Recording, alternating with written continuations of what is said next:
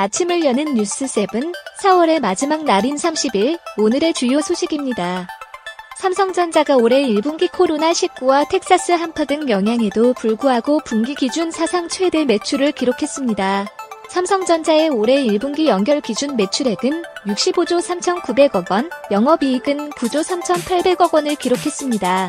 매출의 경우 지난해보다 약 17% 증가하며 분기 기준 사상 최대 매출을 기록했고 영업이익도 같은 기간 약 44% 증가했습니다. 1분기 실적을 견인한 것은 스마트폰과 가전입니다. 반면 반도체 영업이익은 전년 동기 및 직전 분기 수준에 못 미쳤습니다. 시장에서는 2분기 스마트폰 영업이익은 크게 감소할 것으로 전망하고 있습니다. 대신 반도체가 하반기에나 수요 증가로 반등할 것으로 기대합니다. 삼성전자가 올해 2분기를 잘 버틸까요? LG전자가 올해 1분기 연결 기준 매출액 18조 8,095억 원, 영업이익 1조 5,166억 원을 기록했습니다. 이는 지난해 같은 기간보다 매출은 27.7%, 영업이익은 39.1% 증가한 것으로 모두 분기 사상 최고 기록입니다. 영업이익률도 역대 1분기 중 가장 높은 8.1%를 달성했습니다.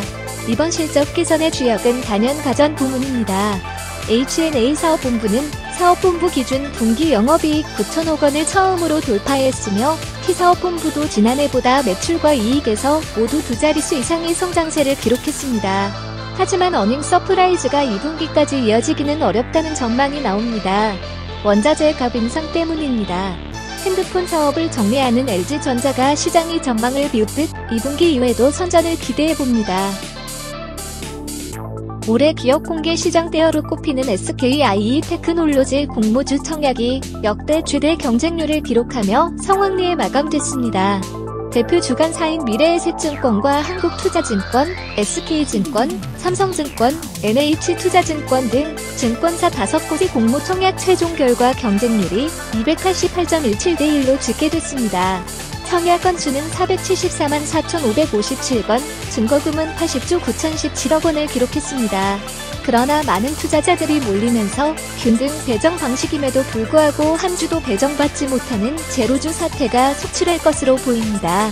따상시 주당 16만 8천 원의 수익이 예상되어 왔는데 그림에 떡이 될 투자자가 많은 것 같습니다.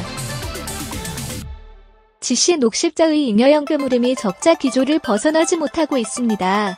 오창 PD2 혈액제제 공장 신축, 통합완제 공장 건립 등 대규모 자본적 지출 투자가 지속되는 반면 수익성은 정체된 상태가 이어지고 있기 때문입니다.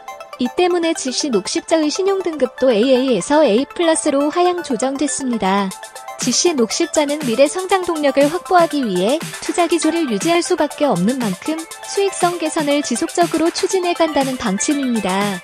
독감 백신에 강하고 모더나 코로나 백신 국내 유통업체인 GC 녹십자가 적자인 잉여연금 흐름을 흑자로 돌릴 수 있을까요? 공정거래위원회가 2021년 71개 기업 집단을 공시 대상 기업 집단으로 지정한다고 밝혔습니다. 이는 전년도에 비해 7개 집단이 늘어난 수치로 역대 최대 수치입니다. 특히 8개 집단이 신규로 지정된 것 역시 2012년 이후 최대폭 증가입니다.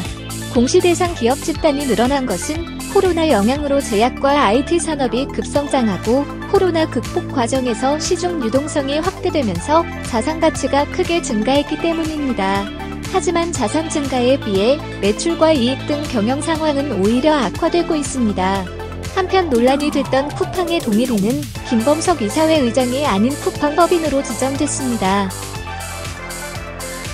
정부가 코로나19 사태로 촉발된 가계부채를 잠재우기 위해 대출 규제를 강화했습니다.